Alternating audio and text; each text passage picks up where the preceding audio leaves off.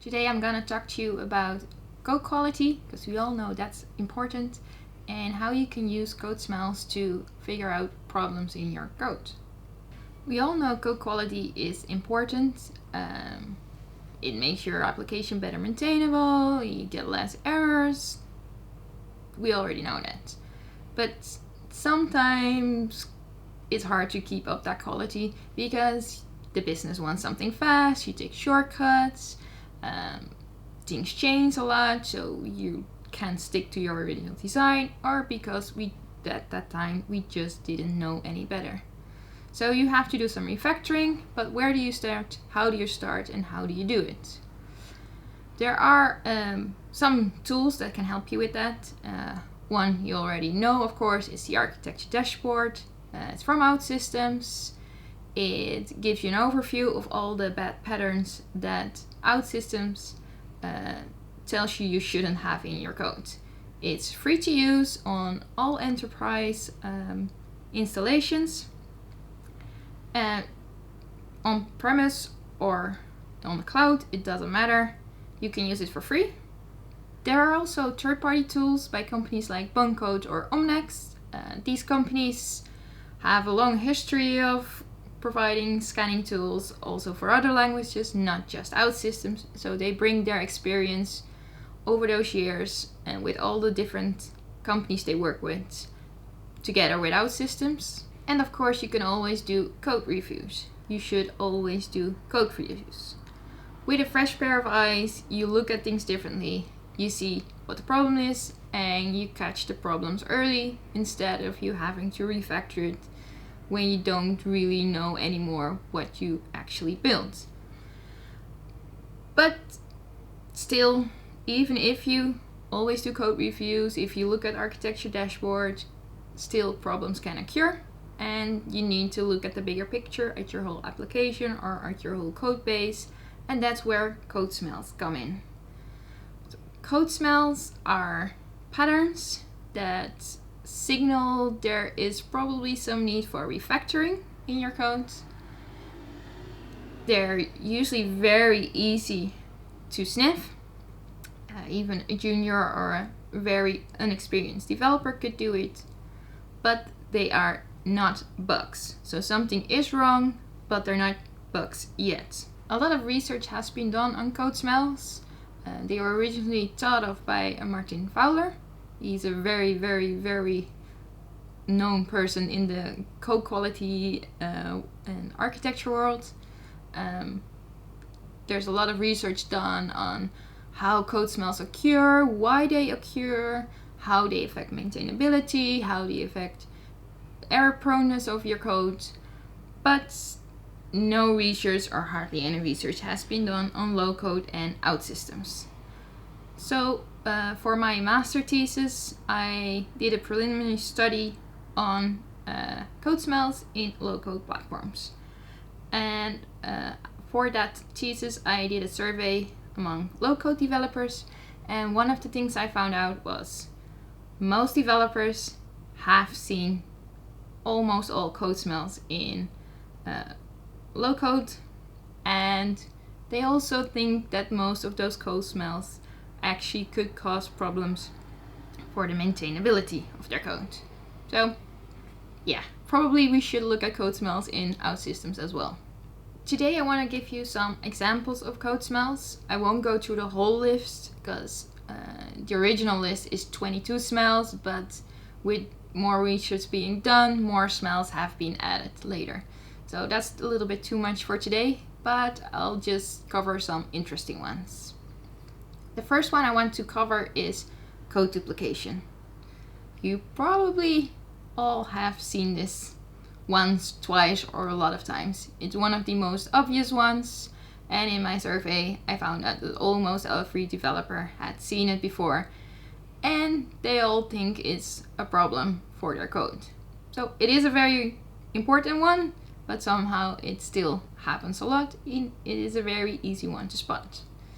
So one example I want to highlight here is when you have a preparation You don't have a normal aggregate or SQL. You gather your data, you have a list, you do some manipulations on them, so you're looping through your data, and then you present that on your screen, and later they ask, I want to filter that list. So you need a refresh screen action where you collect that data, you go through it again, and you filter in between. You get two almost the same copies that do the same thing. It would be better now to create an action where you put in that logic and you use that action in both locations. OutSystems has a very handy tool for that. It's called Extract to Action. It's not available from preparation, so do it from the screen action and then you can still use that action in your preparation. OutSystems has a very cool tool for that. It's called Extract to Action.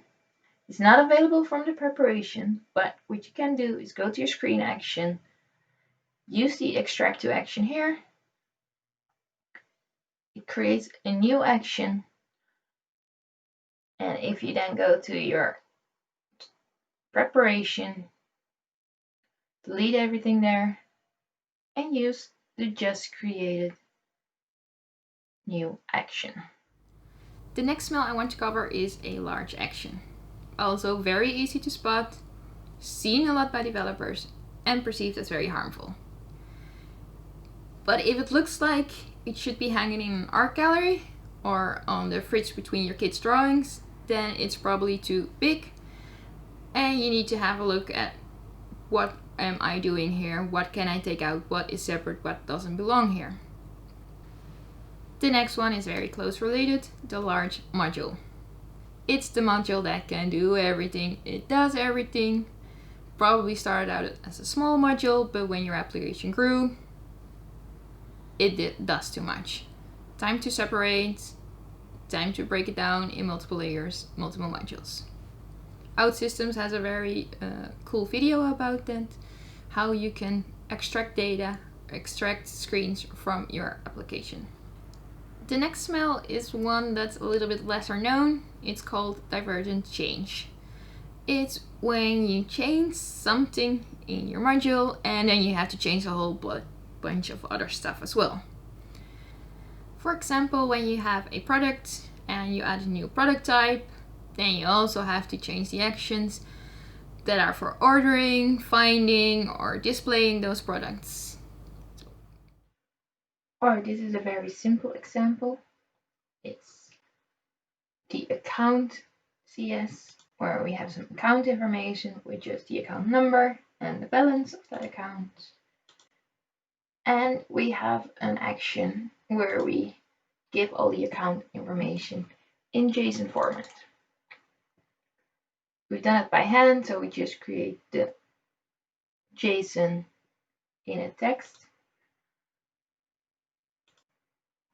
But what if we add the account holder that holds the name of the person? Now, the normal account get by ID returns the account holder, but of course, this one doesn't. We have to put it in by hand. Easier would have been if we used the JSON serialize and then just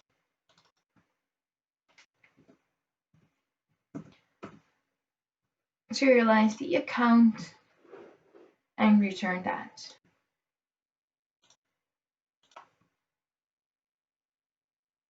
Now every time we add something to the account,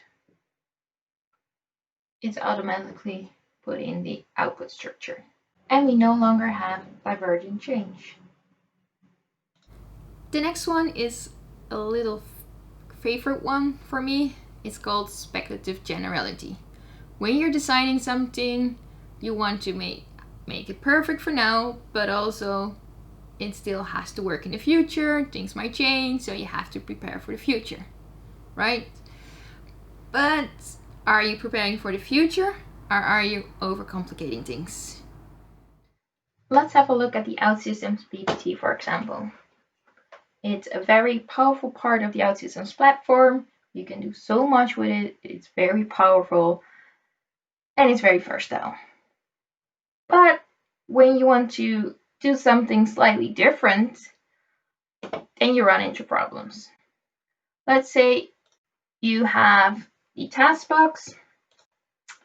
It comes with the platform, but a lot of companies don't like this little task box. They want something different.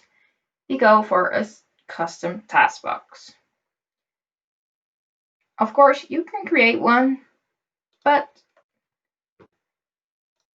when you look at the SQL statement that you start with to create your own task box, it's a very big query and it's not that easy to understand. And this is even without your own filtering and ordering or even joining other tables. So you can see that even though it's very generic, at some point it's not generic enough. You need some specialization, you need something else, but you're still stuck with the very generic part of the BPT. And you create something that's very hard to understand and very hard to maintain. Of course, it doesn't mean that the OutSystems BPT is too generic or not generic enough. It just shows that it's really hard to get it right. It's hard to look now at your application and see how reusable your components have to be. Should you specialize and make it just for what you need, or should you make it more generic so it can be reused? But it gets harder if you're looking at the future. How generic should you build components? My suggestion is don't make them generic unless you need them multiple times. So the first time you create something, just make it for your purpose. By the time you'll actually need it again, make it more generic. Because we all know things change a lot and we might never actually need the second purpose for your action or component. So don't spend time on something that you'll never need. Spend time on making it good the first time, and the better you build it the first time, the easier it will be to create something generic the second time. It's good to have building blocks that are easy to reuse. But if you look at your code and have no clue what it does, because it just has some very generic names and generic actions, it probably is too generic and you need to split up your actions and build them around the functionalities that you're actually using in your code. The next code smell I want to touch on is called middleman. In OutSystems good architecture, you have different layers, a lot of modularization. So you have all your screens in your front end module, you have another module where you have all your data, and in between you have a module that gathers all your data for your screens. But if you really look into that module, and if it's only just getting data and passing it on to your front end, why is it there? You don't need a module that does nothing. Because every time you have a problem or you don't know what you're doing, you have to look into 3 modules, what's happening, while only 2 modules are doing something. But you have to ask yourself, if it's not doing anything, why is it there? If we look at our to-do application, for example, we have the to-do module with our screens. We have our to-do core that has all our data. And say we want some extra logic, some business logic that we put in our to-do business module.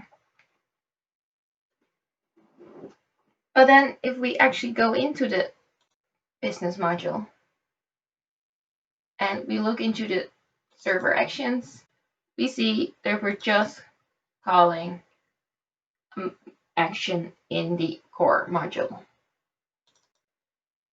So the to-do BM is not really needed here.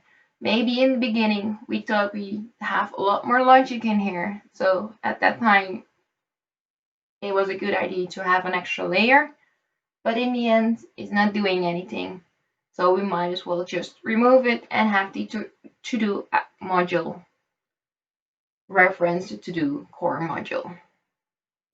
The last smell I want to talk about today is called switch statements. You've all seen those actions where there's many if statements or switch statements, and there's a lot of logic in those branches. It's very hard to understand. It's very complicated. You see the flow, but still it's really hard to understand it. If you need that many ifs or switches with a lot of logic in them, you have to think, am I really doing one thing here, or am I trying to do everything in this action? Here, for example, we have a very simple action for a month number. It returns the month name, but it also takes into account the language. So if we have the language NL for Dutch, it returns the name in Dutch, and otherwise it returns the name in English. Already it looks a lot more complicated than it really should be. A lot of ifs, a big switch, but if we would want to introduce more languages, we'll just get lost. Can you imagine having even more ifs or maybe switches for the languages? It would be chaos. Thank God in OutSystems we have a way better way to do this. We could have it in a static entity, or you can do it with the translations in multilingual locales. There's better ways to do this. So I hope I piqued your interest in code smells today. So what's next? What can you do? A suggestion I have is to pick the smell of the week. In every week or every sprint, you pick one smell and focus on that one. It doesn't have to be every sprint or every week, but make sure that regularly focus on one thing. And you could even have your junior developers be responsible for spotting it out and then discuss them what they find with the whole team. Do you need to solve it? Is it really a problem, or is it just correct in this situation? Looking for code smells is a very great tool for beginning developers to become better programmers and know how to properly code. If you're interested and you want to know more, I've put together a list of some useful resources. First of all, of course, the architecture dashboard. If you go to architecture.outsystems.com, you can reach the architecture dashboard and you can sign up for it. Then we have Boncode and Omnext. The links are here. Those are the third-party quality tools. You might want to reach out to them if you want to know more. Then, of course, some resources on code smells. First of all, it's martinfowler.com, the founding father of code smells, the guru. He knows everything, he thought of everything, and it's a great place to start, and he still updates a lot and there's new information coming all the time. And the site I really like and use a lot is called refactoring.guru. They explain all the code smells, they tell you what you should do, how you should fix it, and when you should not fix it. Of course, it is completely focused on object-oriented languages and not on OutSystems. So especially the solutions are not a one-fit fix. Yeah, that's a sentence, right? If you want to know more after the session and you want to discuss stuff with me, please reach out because I love philosophizing. about these things, you can email me, contact me on LinkedIn. I've also written some articles on this subject. You can find them at itnext.io/@Orla Dijkink. Thank you for watching. I hope you've learned something, and I hope to hear from you soon.